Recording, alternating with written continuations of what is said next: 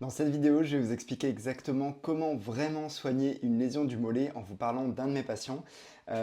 Pour celles et ceux qui ne me connaissent pas, je suis Flavio Bonnet, je suis kiné depuis 15 ans et je dirige un organisme de formation qui s'appelle l'agence EBP.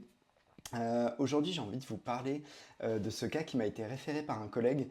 En fait, c'est un jeune trentenaire qui a une douleur au mollet depuis août 2024, donc moi je le vois à 10 mois. Il a une douleur principalement lors de la course à pied, surtout lors des côtes. Il s'était déjà fait ça il y a 5 ans, donc c'est une récidive. Il n'a pas d'antécédent lombaire, il fait 3 fois de la course à pied par semaine et il fait un peu de crossfit et d'Aerox. Et il se prépare pour le marathon de Paris. Voilà son diagramme de douleur. Donc il a vraiment une douleur sur le corps musculaire du mollet avec une sensation de gêne aussi. C'est exprimé par les points marrons. Vous savez, les points marrons, c'est gêne ou fatigue ressentie dans le diagramme des douleurs. Et il a vraiment une douleur assez sharp, vous voyez, en rouge sur le mollet, notamment au niveau de la jonction neuromusculaire, mais de façon un petit peu plus large aussi. Donc il m'est fait référé par un collègue parce que le collègue s'en sort pas. Et je me dis, bon, c'est quand même étonnant parce qu'en fait, une lésion musculaire, quand c'est assez clair et direct ce qu'il faut faire, mais j'ai eu l'impression que le collègue avait un doute sur le diagnostic, on va en parler juste après. Et donc moi, à l'examen, ce jour-là, j'ai pas de douleur en pointe de pied ou en saut sur une jambe. Donc le patient répète 10 sauts sur une jambe d'une bonne qualité et il n'a pas de douleur. Il a une douleur localisée à la jonction, vraiment quand à la palpation. Il a un point précis douloureux. Et lors du test d'endurance de force, vous savez, donc vous mettez le patient sur un step, sur une jambe. Il descend maximum vers le bas, maximum vers le haut sur une jambe. Euh, avec une seconde en haut, une seconde en bas. Il fait 16 montées sur la pointe du pied à droite et 13 à gauche. Donc il a un léger déficit d'endurance de force à gauche. Et il n'a pas d'amyotrophie visible. Pour moi, les mollets sont à peu près de la même taille. Donc le diagnostic est assez clair. Pour moi, ça reste une lésion musculaire bénigne au niveau du mollet. Et là, je me dis, mais qu'est-ce qui s'est passé avec le collègue? Pourquoi ça n'est pas passé avec lui? Ce qui est intéressant, c'est de voir que l'examen complémentaire, l'échographie, montrait rien de particulier. Il vient, l'écho est normal. Et vous savez, l'écho, c'est un examen d'imagerie très opérateur dépendant, c'est-à-dire qu'en fonction de qui vous l'a fait, on peut avoir des variations quand même assez importantes dans le diagnostic. Mais bref, l'écho montre rien. Donc on peut se dire c'est une douleur musculaire, probablement sur une lésion légère, bénigne de grade 1, voire moins. Euh, Ensuite, je lui demande, moi toujours, vous savez, dans les examens, enfin dans le bilan que je fais avec les patients, je leur demande toujours, mais qu'est-ce que vous avez fait auparavant? Parce que ça va m'éviter de refaire un traitement qu'ils ont déjà fait. Donc souvent, s'ils me disent, j'ai fait massage Shotens, je vais leur dire, bah, est-ce que vous pensez que ce serait intéressant de refaire ça? Alors que ça n'a pas marché pendant 10, 20, 30 séances. Et généralement, les patients vont dire, bah non. Là, en l'occurrence, je demande ce que le patient a fait et il me décrit le slump en fait. Vous savez, ce mouvement neuroméningé. Et là, je me dis, ah, le collègue avait donc une hypothèse lombaire et il s'est dit qu'en traitant via de la mobilisation neuroméningée, ça allait faire passer sa douleur. Et en fait, bah, c'est pas passé. Et moi, je confirme vraiment une douleur musculaire à l'examen là. Donc je me dis, en fait, bah, pourquoi il est parti là-dessus? Peut-être qu'avant la situation avait changé. Peut-être il avait peut-être trouvé un slump positif à l'époque. Mais en même temps, si tu étires un muscle en stade aigu, ça peut faire mal, hein. Donc forcément, ça va être, c'est une sorte de faux positif, quoi. Vous imaginez, vous faites une lésion musculaire du mollet.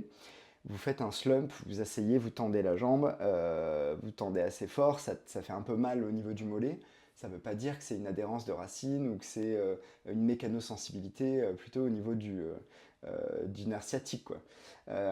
Donc, moi, j'ai un petit truc là-dessus, je dis, vous savez, quand ça ressemble à un canard, que ça marche comme un canard et que ça fait coin-coin comme un canard, c'est un canard. En fait, des fois, il ne faut pas trop chercher, hein. Je veux dire, le patient, il s'est fait mal en course à pied, la douleur, elle est locale. Là, à l'examen clinique, il n'a plus rien, mais ça veut juste dire que sa ligne rouge, elle est haute. Sa ligne de déclenchement des symptômes est haute, mais ça ne veut pas dire qu'il est prêt à courir à pleine vitesse, en côte et aussi longtemps qu'il veut. Donc voilà, il me dit qu'il n'a pas vraiment fait de renforcement musculaire avec le collègue, euh, parce que en fait le collègue avait vu, bah, comme moi à l'examen, que c'était à peu près la même chose, les mêmes trouvailles à droite et à gauche, en termes d'endurance de force, en termes de saut, et en fait le collègue s'est dit, son muscle n'a pas de problème. Et c'est là en fait l'erreur, c'est de penser que parce que le patient peut faire 10 sauts de bonne qualité devant vous au cabinet, il va pouvoir courir autant qu'il veut, aussi vite qu'il veut et en côte. Donc voilà, c'est pas parce que vous avez un patient qui peut faire ça ou qui a un test d'endurance de force qui est quasiment pareil que le problème est réglé. Donc en fait, moi je m'aperçois qu'il n'a pas fait de renforcement spécifique et pas assez loin dans la progression des contraintes pour qu'il puisse tolérer ça. Et donc je me dis, on va partir simplement là-dessus, quoi. Euh, donc voilà, on va partir sur du renforcement en endurance de force d'abord et se diriger vers des séries un peu plus lourdes et on va surtout réintroduire de la pliométrie. Des sauts d'abord de façon souple, ensuite de façon un peu plus raide sur deux jambes, souple sur une jambe et raide puis très raide sur une jambe. Et c'est à partir de ce moment-là, avec une progression chaque semaine dans sa prescription d'exercice, qu'on va pouvoir considérer que le patient s'est renforcé et va devenir tolérant à de la course à pied. Donc c'est assez important de faire tout ce process-là et de ne pas conclure que parce que nos tests musculaires ne donnent rien au moment de l'examen dans la salle de consultation, que ça va être suffisant pour qu'il puisse courir. Donc il faut vraiment que vous arriviez à évaluer en fait, mon conseil là, ça serait de se dire de quel niveau de contrainte mon patient a besoin, enfin quel niveau de contrainte mon patient a besoin de tolérer dans son activité pour ne pas déclencher de douleur. Et là, en l'occurrence, la fibre musculaire était correcte, mais pas suffisamment solide, quelque part, pour ne pas déclencher de douleur euh, sur de la course à pied en vitesse ou en côte. Un autre point qui est hyper important, c'est que le renforcement doit être bien fait dans toute l'amplitude. Souvent, une erreur que je vois souvent, c'est les montées de pointe de pied qui sont faites à partir du sol, en fait. Ça va être très important de travailler dans toute l'amplitude, notamment en course externe, et même de travailler quasiment que dans la course externe avec des charges lourdes. Je vous explique.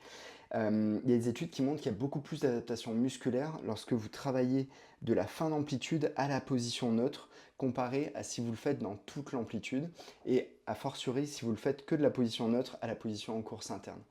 Donc ces patients-là, vu qu'il vient en plus avec une douleur qui date de 10 mois, je vais pouvoir être assez, et puis qu'il est jeune, qu'il n'a pas d'autres soucis de santé, etc., je vais pouvoir être assez, comment dire, agressif quelque part dans la prescription d'exercice. Donc on va partir tout de suite avec des exos dans toute l'amplitude premièrement, mais rapidement je vais monter la charge et je vais dire prends lourd et travaille dans cette amplitude-là, on aura plus d'adaptation au corps.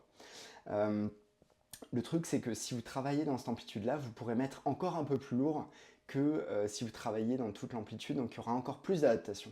Certaines études partent jusqu'à plus de 30% d'hypertrophie d'un point de vue musculaire chez les gens qui travaillent en course externe comme ça. Donc voilà, ça va être très très important. Et surtout, il ne faut pas considérer qu'après quelques jours de travail de pointe de pied, lorsque la douleur a diminué, que le patient est assez solide. On estime qu'il y a à peu près 6 à 8 semaines de travail minimum sur la fibre musculaire pour vraiment créer de l'adaptation. Et dans son cas, il va vraiment falloir qu'on retravaille une progression en saut et une reprise de course graduelle. Donc vous voyez, il y a différents leviers qu'on va utiliser avec ce patient-là. Le renforcement, l'exposition graduelle, évidemment, il va tout ce qui, il n'avait pas spécialement de problème de sommeil et de nutrition, mais tout ce qui va être sommeil, nutrition, et on va jouer sur ce levier-là et on va essayer de les implémenter le plus rapidement possible et de façon la plus régulière, consistent possible, de façon, c'est ça qui va payer, hein, c'est la régularité dans le renfort et l'exposition aux contraintes. Et en parallèle de ça, on va progresser un programme de course qui va le ramener jusqu'à de la vitesse et de la vitesse en côte. Voilà ce que je voulais vous dire par rapport à ce patient-là. N'hésitez pas si vous avez des questions en commentaire. Je vous remercie de m'avoir suivi jusque-là. N'hésitez pas à vous abonner à ma chaîne si vous voulez plus de contenu comme ça.